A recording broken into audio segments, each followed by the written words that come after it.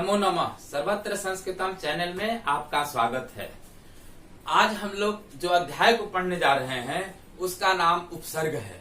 यद्यपि उपसर्ग बहुत छोटा पाठ है, परंतु यह बहुत महत्वपूर्ण है, क्योंकि इस उपसर्ग का प्रयोग न केवल प्रत्यय में, संधि में, समास में और कारक में भी इसका प्रयोग होता है। जैसे हिंदी में कहा गया है, सतसैया के दोहरे अरुणावी की तीर, देखन में छोटन लगे घाव करे गंभीर। उसी प्रकार यह उपसर्ग पाठ है। उपसर्ग आप जानते हैं कि इसमें बहुत अधिक नहीं पढ़ना है। केवल उपसर्ग की परिभाषा आप लोग को याद है कि जब मैं भूमिका में पढ़ाया था तो बतलाया था कि जो पहले लगता है उसको उपसर्ग कहते हैं, जो बाद में लगता है उसको प्रत्यय कहते हैं। तो आज आए हम लोग उपसर्ग का विस्तृत रूप से चर्चा करें। उपसर्ग वे शब्दांश हैं जो किसी शब्द या धातु के पूर्व लगकर उसके अर्थ में परिवर्तन करता है या करने की चेष्टा करता है। अब इसको आप लोग लिख लीजिए।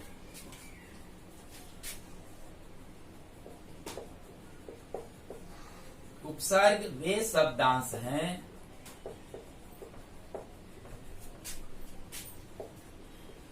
जो किसी शब्द या धातु के पूर्व माने होता है पहले, पूर्व लगकर उसके अर्थ में परिवर्तन करता है या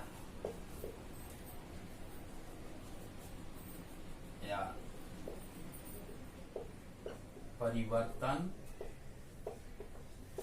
करने की चेष्टा करता है। अब यहाँ पर एक चीज ध्यान दीजिए कि उपसर्ग किसी भी शब्द में लगता है तो वह पहले लगता है। दूसरा, उसी शब्द या धातु में लगता है जिसका अर्थ स्पष्ट हो। तीसरा, जब वह लग जाता है तो पहला अर्थ बदल जाता है या उसमें बदलने की चेष्टा करता है, थोड़ा सा विशेषता ला देता है। इस प्रकार यहाँ स्पष्ट हुआ कि उपसर्ग जब लगता है तो वह पहले वाला अर्थ नहीं लगता है और उसमें परिवर्तन होता है। अब इसको हम लोग जानना विस्तृत रूप से पढ़ें। उपसर्ग कितना है तो संस्कृत में उपसर्गों की संख्या 22 है। 22 उपसर्ग संस्कृत में है, जिसमें आप लिखते जाएं। पहला है प्र उपसर्ग है। अब इसे शब्द बनाना है, आप लोग को परीक्षा में आएगा। प्रहार शब्द में प्र उपसर्ग लगाइए तो बन जाएगा प्रहार। प्रयोग, प्रयोगः, प्रभवती। धातु में भी लगता है तो यहाँ धातु देखिए, भू धातु है तो प्रभवती हो गया। दूसरा उपसर्ग है परा, पराजयः, पराभवः, पराभवती। अगर हम धातु में लगाएं तो पराभवती हो जाएगा। प्रपरा। तीसरा उपसर्ग है अप, प्रपरा, अप, अपमानः,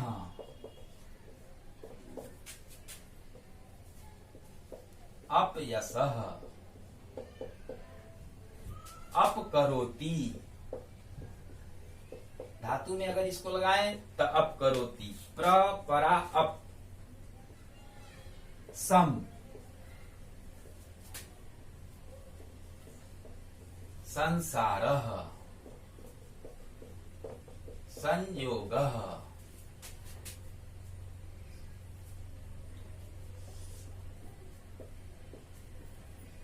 संभवति,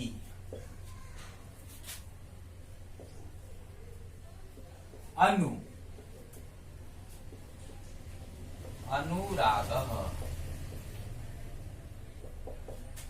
अनुरोधः, अनुकरोति,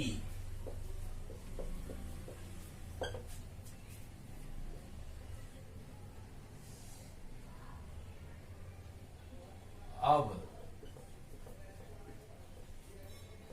अवकाशः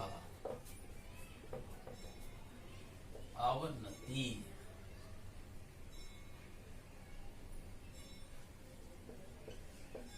अवनति प्रपरा अपसम अनु अव निस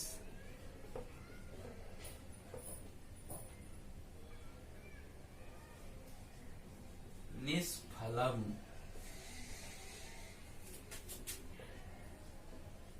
निष्कामः।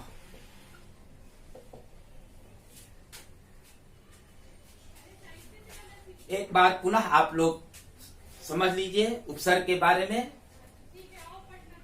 उपसर्ग ये जान जाइए कि उपसर्ग वे शब्दांश हैं जो किसी शब्द या धातु के पूर्व लगकर उसके अर्थ में परिवर्तन करता है या परिवर्तन करने की चेष्टा करता है। चेष्टा करता है का मतलब हुआ कि उसका अर्थ में कुछ विशेषता ला देता है। अब यहाँ पर आप देखिए अब यहाँ पर आपको बताया गया है संस्कृत में उपसर्गों की संख्या 22 है। वे 22 उपसर्ग कौन कौन है? तो पहला है प्रहारः, उदाहरण हुआ प्रहारः। अब यहाँ देखिए हार में प्र लग गया तो प्रहार हो गया। अब हार का अर्थ बदल गया। उसी प्रकार प्रयोग है प्रभवती। परा से आप शब्द बनाएंगे पराजयः, पराभवः, पराभवती। अप शब्द से है अपमानः, अपयशः, अपकरोति। सम से संसारः, संयोगः, संभवति। अनु से अनुरागः, अनुरोधः, अनुकरोति। अगला है अवकाशः, अवनति। निस से निष्फलम, निष्कामः। एक बात को आप लोग समझ जाइए, हिंदी में भी यदि विसर्ग अगर आप हटा देंगे तो ये सभी उपसर्ग हिंदी व्याकरण भी काम देगा। अब हम लोग इसी को और आगे पढ़ेंगे क्योंकि उपसर्गों की संख्या 22 है। अभी हम लोग 7 उपसर्गों को जाने हैं। तो आगे आप लोग देखिए।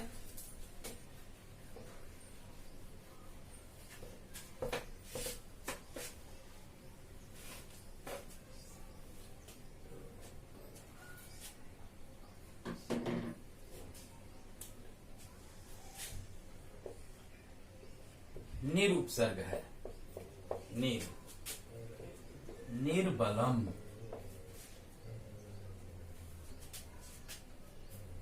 निष्फलम,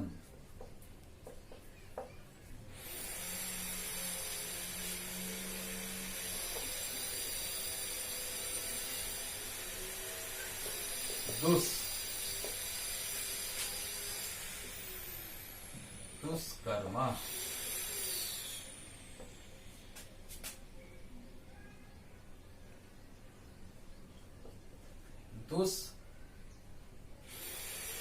दुष्करोति।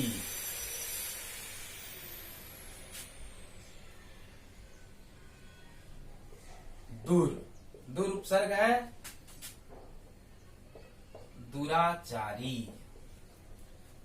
दुर्बलम,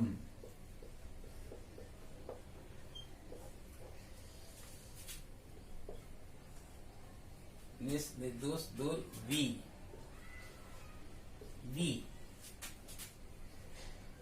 वियोगः, विनाशः,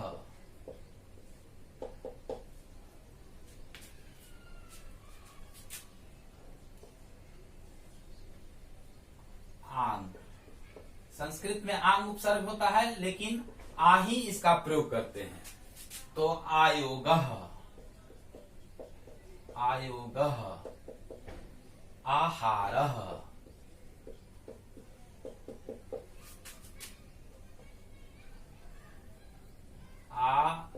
आरोहति,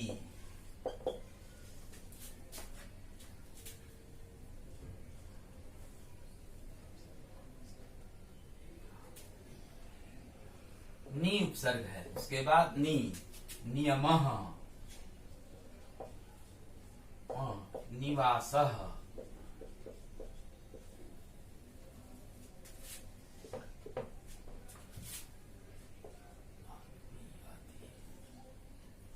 उसके बाद अधिकारः,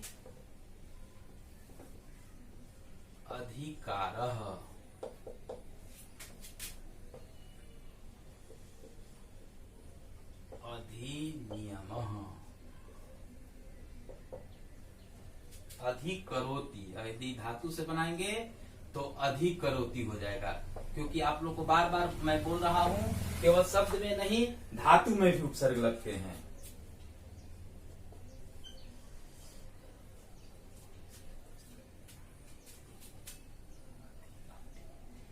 अपि एक ऐसा उपसर्ग है संस्कृत में जिसका लोग प्रयोग करते हैं, लेकिन वास्तविकता है कि इसका प्रयोग नहीं होता है, स्वतंत्र प्रयोग, यानी इनसे शब्दों का निर्माण नहीं होता है।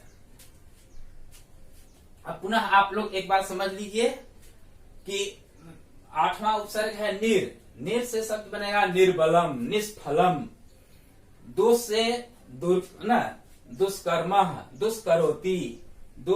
दुराचारी, दुर्बलम भी उपसर्ग से बना सकते हैं। अच्छा, एक बात और मैं यहाँ स्पष्ट आप लोग को बता दूं, जो आपको एक दो उपसर्ग लिखा जाता है या उसका हम उदाहरण जो दे रहे हैं वही उदाहरण नहीं है, अनेक उदाहरण आप इसको बना सकते हैं। इन उपसर्गों से अनेक शब्द बन सकता है। जैसे आप देखें, आंग से आयोगः, आहारः, आरोहति।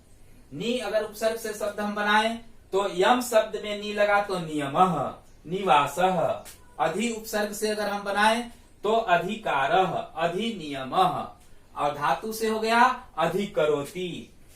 अपि उपसर्ग से नहीं शब्द बनता है, अपि से स्वतंत्र प्रयोग हुआ।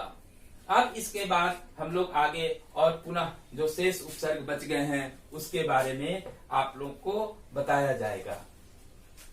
तो अभी तक आप लोग कौन कौन उपसर्ग पढ़े? प्र, परा, अप, सम, अनु, अव, निस, निर, दोष, दूर, वी, आंग, नी, अधि, अपि। यहां तक आप लोग जानकारी प्राप्त कर लिए। उसके बाद जो है अपि के बाद अधि, अधि, अपि, अधि। पुनः सुनिए, प्र, परा, अप, सम, अनु, अव, निस, निर, दोष, दूर, वी, आंग, नी, अधि, अपि, अति। अब आपका अति उपसर्ग है, तो अति से बनेगा अत्यावश्यकम, अत्यावश्यकम। या दूसरा शब्द बना सकते हैं अत्यंतम, अति, अति। प्र, परा, अप, सम, अनु, अव, निस, निर, दोष, दूर, वी, आंग, नी, अधि, अपि, अति। इसके बाद आपका है सु। सु उपसर्ग से आप जानते हैं पुत्र शब्द में सु लगा देंगे तो सुपुत्र न, सुयोग्य। योग शब्द में लगा देंगे सु, सुयोग्य, सु, अति, सु। पुनः सुनिए, प्र, परा, अप, सम, अनु, अव, निस, निर, दोष, दूर, वी, आंग, नी, अधि, अपि, अति, सु। सु के बाद उत। सु, उत। उत से आप जानते हैं उल्लासः। देखिए यहीं पर संधि में प्रयोग हो गया। उत जो लासः, उल्लासः होता है, उल्लास, उन्नति।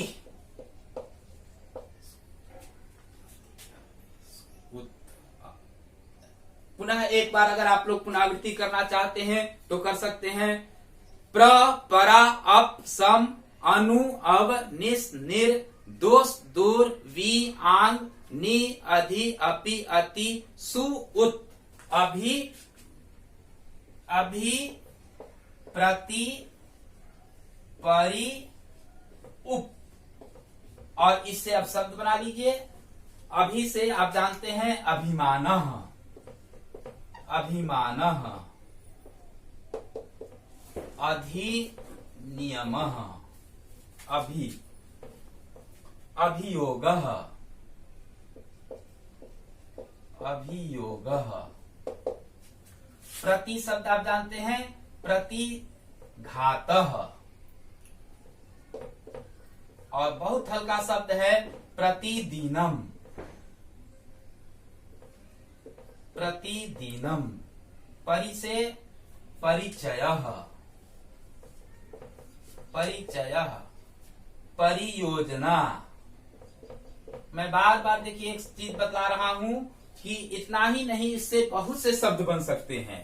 और उप उपसर्ग जो है आपको उपसर्गः भी लिख सकते हैं, उपहारः, उपहारः, उपकरोति, उपकरोति, उपदिशति, उपदिशति। अब इन उपसर्गों को एक बार पुनः पुनरावृत्ति कर लीजिए। अति उपसर्ग से देखिए, आवश्यकम शब्द में अति लगा तो अत्यावश्यकम, अंतम शब्द में अति लगा अत्यंतम। उसी प्रकार पुत्र शब्द में सु लगा सुपुत्रः, सुयोग्यः। उत उपसर्ग से बना उल्लासः, उन्नतिः। अभि उपसर्ग से बना अभिमानः, अभियोगः। प्रति से बना प्रतिघातः, प्रतिदीनम। परि उपसर्ग से परिचयः, परियोजना। ना उप उपसर्ग से बना उपसर्गः, उपहारः। धातु से भी बन गया उपकरोति, उपदिशति।